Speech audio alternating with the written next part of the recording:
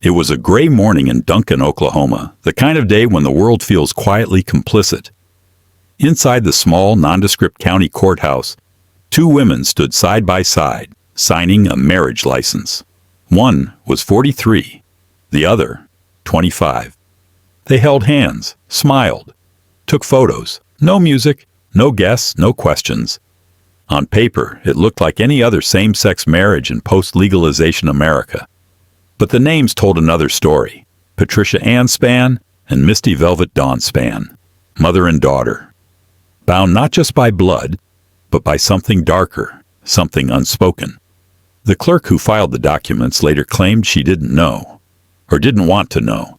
This was no ordinary union. It was a ceremony born not of love, but of control. A resurrection of a relationship long severed by the state and now twisted into a secret pact. Behind every vow was a breach. Behind every smile, a scream no one heard. Most families carry stories they don't share. The Spann family carried one so unnatural, so grotesque, it would leave a nation stunned when it finally surfaced. And yet, the most disturbing part wasn't that it happened. It was how easily it was allowed to happen.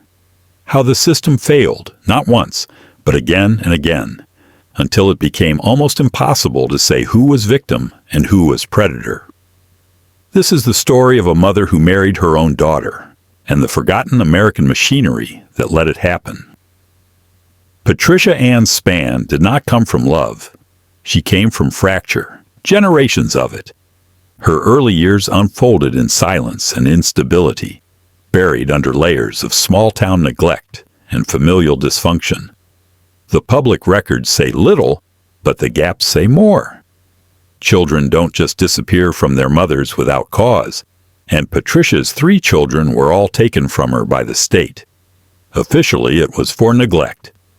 But unofficially, the story is more complex, more human, and infinitely more terrifying. She was barely a woman when she became a mother. The world around her offered no real structure, no lessons in care, no roadmap for compassion.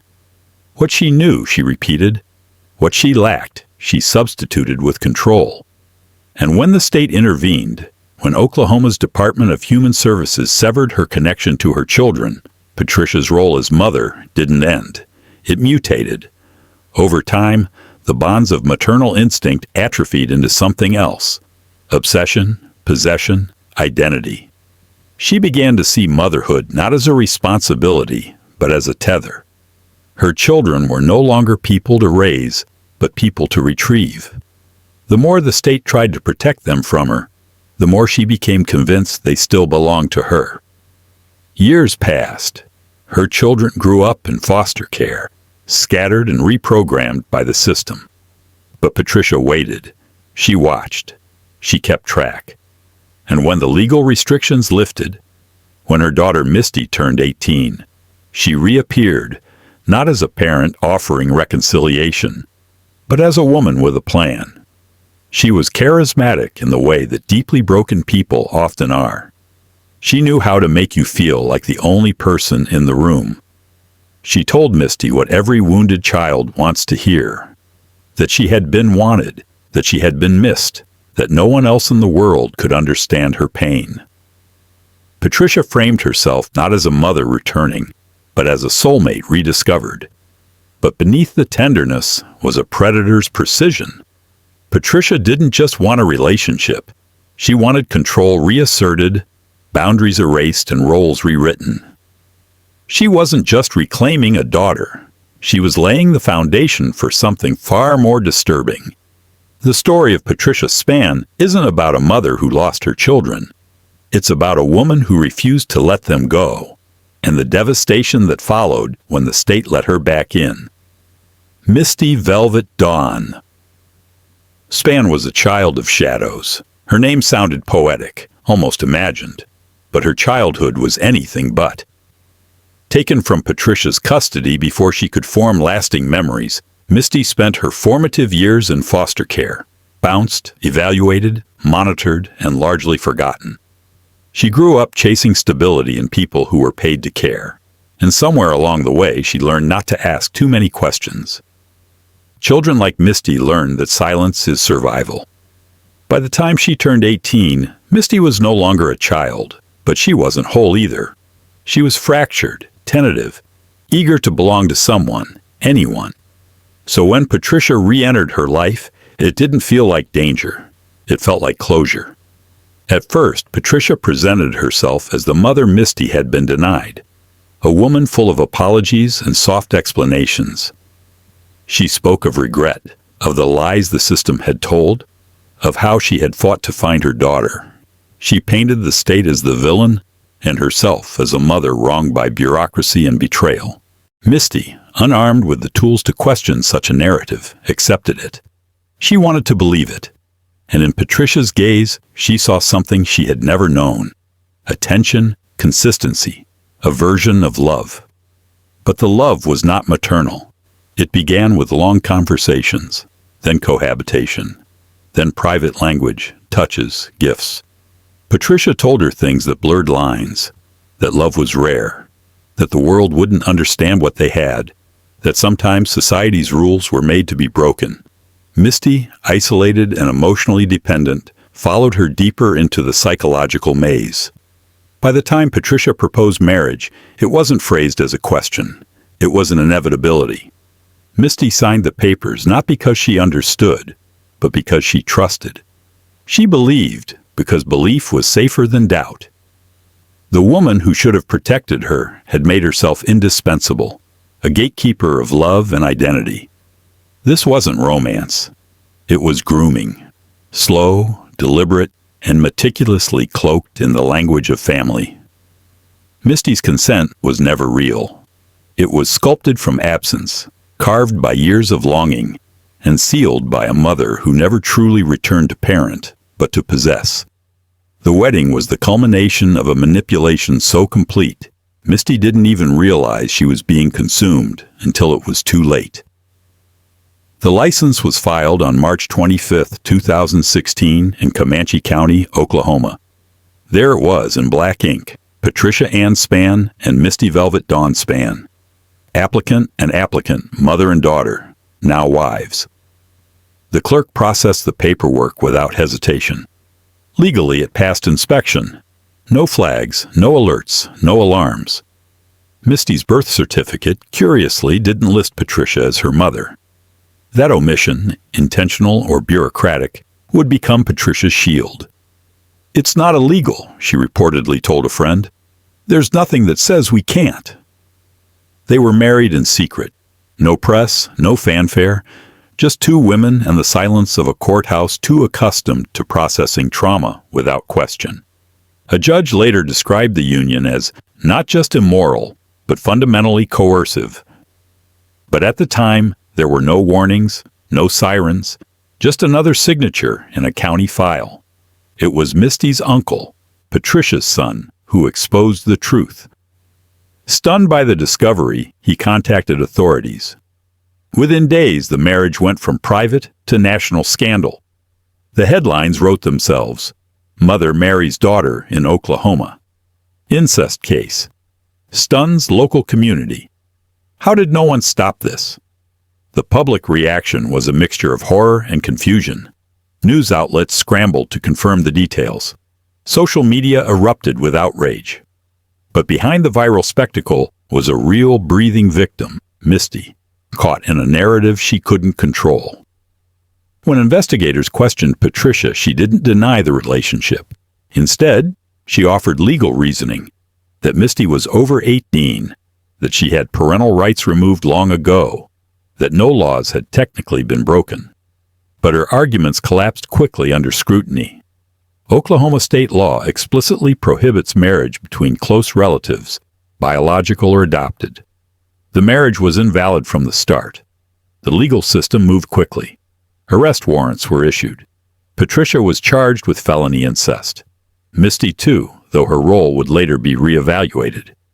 In court, Misty told investigators she had been manipulated, emotionally, psychologically, and had only agreed because she feared losing the fragile connection to her mother. The courthouse that had once united them now prepared to tear them apart. The state had failed once, when it let Patricia back into Misty's life. But now it would have to answer another question. How do you prosecute a crime where the weapon wasn't a gun, or a fist, or a threat, but love, perverted beyond recognition? The marriage to Misty was not the first. It wasn't even the first within the family. 8 years earlier, in 2008, Patricia Ann Spann had walked into another Oklahoma courthouse with another of her biological children, this time her son. His name has been withheld in many records, but the facts are clear. Patricia married her own son. The marriage was quickly annulled. It lasted only 2 years before legal authorities intervened. Yet no prison sentence followed. No deep investigation. Just a quiet annulment, a deferred sentence, and the eerie silence that follows when something too grotesque to process is quietly shelved. The legal documents from that case describe the relationship in cautious language. Unlawful, void, not recognized. But what they didn't say out loud is what now rings the loudest. This was a pattern, a method. A mother who didn't simply blur boundaries, but actively erased them. Not once, twice. What drives someone to marry their own children? Psychologists studying these cases often point to a phenomenon known as genetic sexual attraction, GSA, a rare and controversial condition in which close biological relatives, separated at birth or during childhood, reconnect later and experience misplaced romantic or sexual feelings due to unrecognized familial bonding. But GSA, if it applies at all, is only one part of the puzzle. In Patricia's case, the signs point not to mutual confusion, but to a predator's design. She was not estranged from her children by chance. She lost them because the state deemed her unfit. And when she reconnected with them, first her son, then her daughter, it was not under the banner of reconciliation, but control. She inserted herself back into their lives with charm, guilt, and the kind of emotional manipulation that doesn't leave bruises, but scars just the same. What's more disturbing is the system's repeated failure to stop her. After the 2008 marriage, Patricia should have been monitored, flagged, remembered. But records slipped, oversight faltered, and in that bureaucratic gap, she found room to act again. The truth is this: the Spann case isn't only about incest, it's about how abuse mutates when left unchecked, about how predators can wear the face of family, about how a mother, if left unchallenged, can become the architect of a quiet generational horror, and do it twice without anyone stopping her. The courtroom was sterile, emotionless, lit with the kind of fluorescent clarity that leaves no shadows to hide in. It was there, under the gaze of judges and journalists, that Patricia Ann Spann stood accused, not just of incest, but of corruption so intimate it defied easy categorization. The state of Oklahoma charged her with felony incest, a crime punishable by up to 10 years in prison. Misty Velvet Dawn Spann was also charged, but her defense was clear. She had been coerced. Her consent, if it could even be called that, had been manufactured by years of psychological manipulation. Her lawyers painted a portrait of a woman who had never truly escaped her mother's orbit, a daughter who had been groomed not into romance, but into submission. Patricia in court remained largely unrepentant. She insisted there was no sexual relationship, that the marriage was symbolic, that the law didn't apply. But the facts said otherwise. The license, the shared home, the testimonies from family members, the echo of the previous marriage to her son. This wasn't symbolism. It was escalation. In 2017, Patricia Ann Spann was sentenced to 2 years in prison, followed by 8 years of probation. Misty received a 10-year suspended sentence, no prison time, but strict conditions and mandatory counseling. The judge, in handing down the sentence, called the case an affront to the natural order of human relationships. But the question lingered: was justice truly served? 2 years was hardly enough to account for the depth of the damage, and prison could not undo what had already been shaped in Misty's mind. an identity forged in betrayal. She didn't just lose her mother. She lost her story, her self-concept, the timeline of who she might have been if the state had intervened more decisively years before. For Patricia, the consequences were legal. For Misty, they were existential. The public's attention moved on. The headlines faded. Another crime took its place in the cycle. But for those who followed the case closely, the aftermath revealed a deeper failure, not just of one woman's morality, but of a system that knew her history and still let her try again. Justice in the Spann case didn't look like resolution. It looked like a cold courtroom and a clock that had run too late. When the doors closed behind Patricia Ann Spann, the world exhaled. A woman who had married her own daughter, and before that, her own son, was finally behind bars. The tabloids stopped printing. The hashtags faded. America, always eager to package its darkest truths into one-week scandals, quietly shelved the case. But some stories don't disappear. They echo. Misty Velvet Dawn. Spann disappeared from the public eye shortly after the sentencing. She changed her name, left the state, tried perhaps to rebuild. But how does one rebuild after that kind of collapse? How do you mourn a mother who never existed in the form she should have? What becomes of a daughter raised not with tenderness, but with ownership?